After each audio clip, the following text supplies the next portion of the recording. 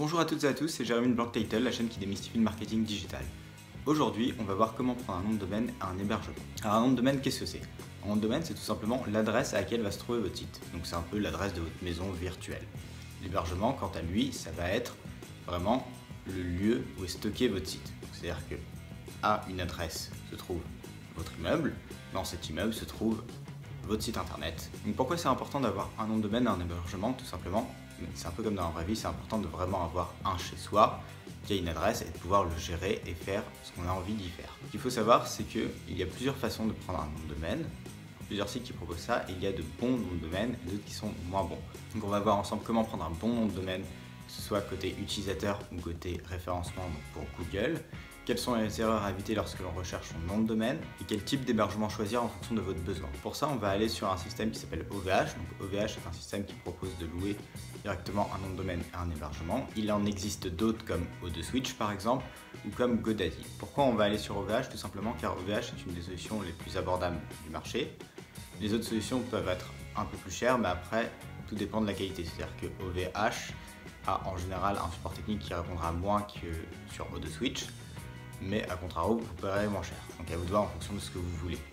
Moi personnellement, j'utilise OVH depuis quelques années, j'ai jamais eu de problème avec eux, tout fonctionne très bien. Ensuite, OVH a un autre avantage, c'est qu'il vous permet directement d'installer simplement des CMS, donc des systèmes de gestion de contenu, donc type WordPress ou Drupal ou même encore Shopify si vous voulez faire un e-commerce. On va regarder tout ça ensemble. On se retrouve sur le premier outil qui est INPI. Donc c'est une base de données de marque. Pourquoi on va sur cette base de données de marque? Il arrive des fois qu'une marque soit déposée mais que le nom de domaine n'ait pas encore été pris. Alors on va éviter en fait tout un tas de soucis juridiques. Parce que ce qui pourrait arriver par la suite, c'est que la marque qui a été déposée va ensuite faire un site internet. Et donc pour ça, essaye de récupérer le nom de domaine que vous avez peut-être déjà acheté. Alors que si on regarde en amont si la marque n'a pas été déposée, on pourra tranquillement prendre son nom de domaine et puis pourquoi pas par la suite faire déposer sa propre marque. Donc là on va rechercher Blanktitle.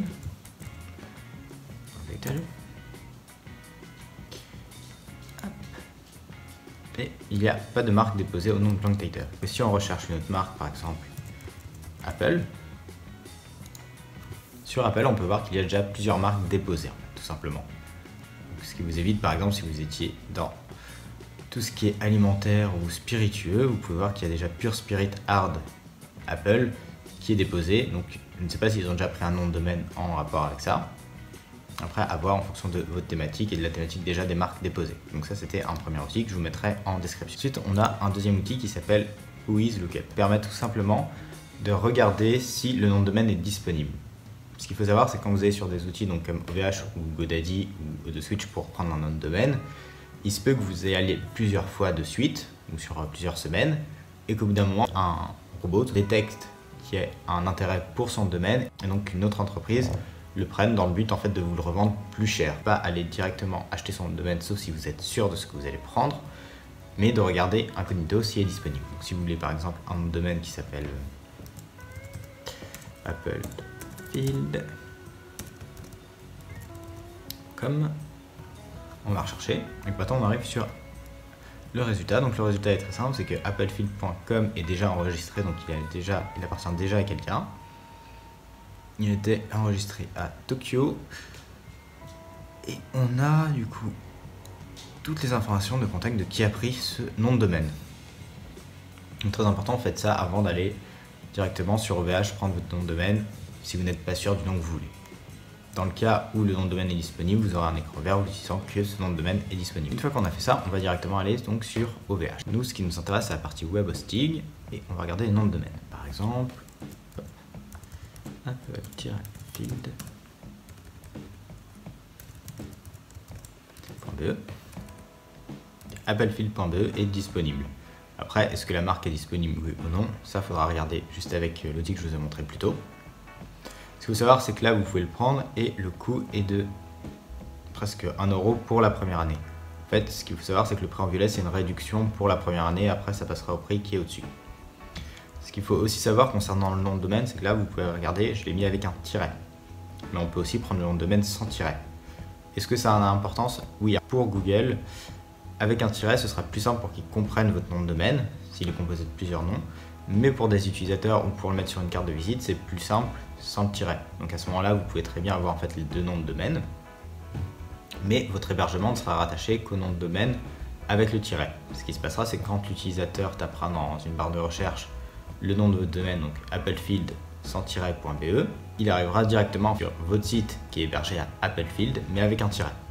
Donc lui, ça ne lui changera rien, mais pour nous, ça sera important. Une fois qu'on a pris un nom de domaine qui nous correspond, on l'ajoute au panier. Donc là, on va nous proposer des améliorations. Ici, DNS, on s'en fiche. Celle-là, on peut le prendre. Quelque chose de gratuit. Là, on n'en a pas besoin. Voilà. Et donc ici, on arrive à la partie hébergement. Donc comme vous pouvez le voir, en fait, il y a plusieurs types d'hébergement. On va afficher les autres offres. L'offre d'hébergement la moins chère, c'est la Kim Sophie. Le problème, c'est qu'elle est très limitée en termes d'espace de stockage et en termes de mail. Vous pouvez toujours avoir d'autres comptes mail en plus, mais il faudra payer plus cher. Ensuite, l'espace de stockage va être l'espace dédié à votre site internet sur un serveur. 1 giga, c'est pas énorme si vous avez beaucoup de photos à mettre sur votre site internet, sachant que les vidéos, vous allez plutôt les héberger ailleurs sur Dailymotion ou sur YouTube. L'autre petit problème avec cet abonnement, c'est tout simplement la performance du serveur, c'est-à-dire que quand vous prenez un abonnement moins cher, votre site sera moins performant. Il mettra peut-être plus de temps à charger parce que les requêtes entre votre site et l'hébergement seront plus lentes. L'hébergement perso est plutôt pas mal. Pro, à la rigueur, si vous voulez faire un e-shop directement. Ici, on va passer sur du perso. La différence de prix n'est pas énorme non plus. Tout ce qui est abonnement performance, c'est vraiment dans le cadre de gros sites internet. Ils ont un aspect aussi qui est un peu plus technique à prendre en main.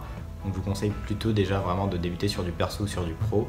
Et après, si vraiment ça ne suffit pas, passer sur des performances. Donc là, très important d'avoir le certificat, c'est ce qui vous permet d'avoir un site sécurisé. Visibilité pro, ça ce n'est pas utile. En fait, vous pouvez le faire gratuitement via d'autres applications. Donc là, c'est une autre étape qui est importante. Vous pouvez rajouter en fait un module. Donc dans l'occurrence, nous on va plutôt choisir WordPress pour la suite des vidéos. Mais si vous voulez faire directement en e-commerce, vous pouvez mettre du PrestaShop ou si vous êtes plus habitué à Drupal ou Joomla, mettre l'un de ces deux-là. Sachant que si vous ne le faites pas maintenant, vous pouvez toujours le faire par la suite. Maintenant, on arrive au récapitulatif de la commande. Donc on se rend compte que pour la première année, on va en avoir pour 43 €. Sachant qu'on a une réduction de 7 €, ce qui veut dire qu'on est à peu près à 50 € par an pour un nom de domaine et un hébergement perso. Ce qui est honnêtement un très bon prix. Si vous passez par des systèmes comme Wix, vous en aurez plutôt autour d'une centaine d'euros, il me semble, l'année. Après, l'avantage des systèmes comme Wix aussi, c'est que vous ne vous prenez pas la tête en termes de technique, mais ça vous reviendra à contrario plus cher. C'est-à-dire que là, vous avez déjà 2 adresses mail, enfin non, même plus, puisqu'on est en perso. Donc on a je ne sais plus combien d'adresses mail, je crois qu'on en a 10. Alors que sur Wix, si vous voulez rajouter une adresse mail, ça vous coûtera 9 € par mois. Mais après, Wix reste très bien pour débuter en fonction de votre besoin et de vos compétences et des compétences que vous souhaitez acquérir. Là, après, il va demander de se connecter ou de créer un compte. Et vous n'aurez plus qu'à payer et ce sera bon. Merci d'avoir regardé cette vidéo, j'espère qu'elle vous aura été utile.